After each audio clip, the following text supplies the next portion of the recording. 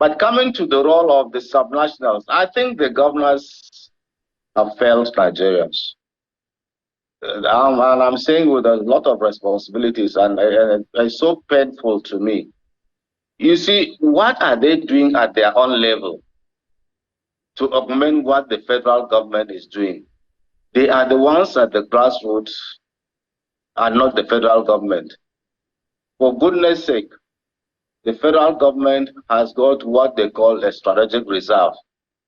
It is from those reserves that they send out the rice or the foodstuff and the fertilizer that they have been distributing to the governors, to distribute it to people.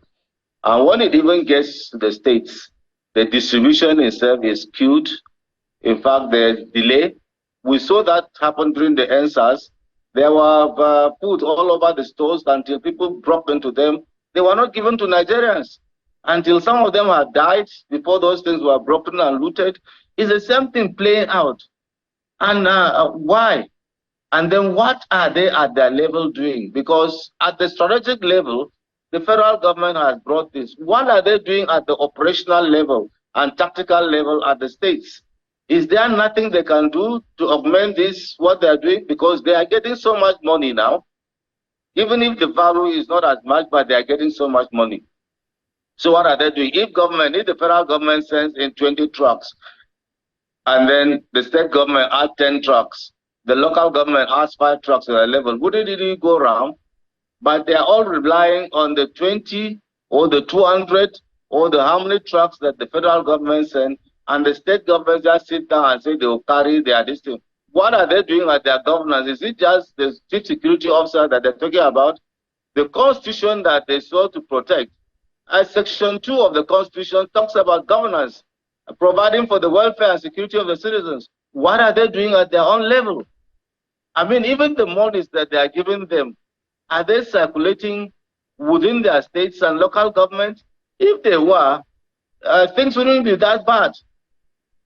I mean, recently, the president even appealed to the northern elites, or ACF, Arewa Consultative Forum, or to talk to their governors to remain in their states and govern. Because if you do any roll call, it's just because of this crisis, 80% of them would have either been in Kaduna or abroad. Look, just go to the immigration desk and ask them to give you those who the number of travels that state governors have traveled between January and July. And they will tell you how many of them have not traveled out of this country and how long have they been out of this country. Do they go with their bare hand? Is it not the same resources that they carry here and take abroad? Now, how many of them are in Abuja? How many of them actually have spent up to a month consecutively without moving out of their state? I mean, technology has made it so easy that even the meetings. As we begin to wind down, just a moment, as we begin to wind down, even the president had complained at some point when he met with some governors, or the governor saying, look, when you were campaigning, you were at the grassroots level. Now that you won the election, you're here in Abuja with me. What are you doing here? So even the president has complained as well. But in winding down, I want you to speak to the issue of how the federal government or the state naturally now, when the entire nation as a federation will be able to balance protecting the rights of citizens to protest and also managing this issue of national security. Because right now we are in a dicey situation. People have a right to protest. But on the other hand, if people are looting and carrying out mayhem, the federal government also has a right to protect citizens as well as the state and property. You see, that is what you call the operational environment. That's the environment with which you do things. And if you assess it seriously, you know that what we have in Nigeria today is quite difficult. It's almost impossible for you to carry out this mass movement of people without those looting coming the side effects of it.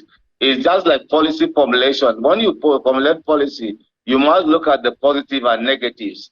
And if the negatives are going to be more than the positives, you start thinking of changing that policy or attacking what you think that the negatives that will not give you a more positive outcome to the policy.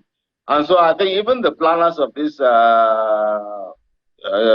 peaceful protest, as in courts as they call it, they should have looked at it that given the scenario now and the situation on ground, is it possible for you to carry out peaceful protests? If not, then at least in the face of what is happening now, they should have actually reneged and look at what are the other options available to us to look. And I think the federal government and the states too should have actually look at it. What are they going to do at least to ameliorate some of these things? Yes, there are what you can call a quick fix. What are those quick fixes that we can do to actually cushion the effects of this? There are some of the policies that the president reeled out. Some of those things have a gestation period. But within those gestation periods, what are the quick fixes?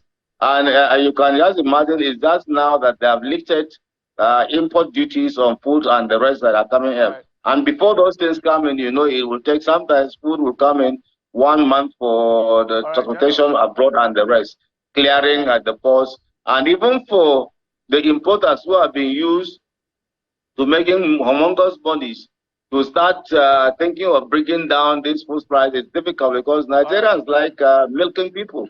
Business people live on that. So I think there are quick fixes. You see, some of these things is not rocket science. We have done them before. Unfortunately, we talk about it, but democracy too allows you. General, your thoughts.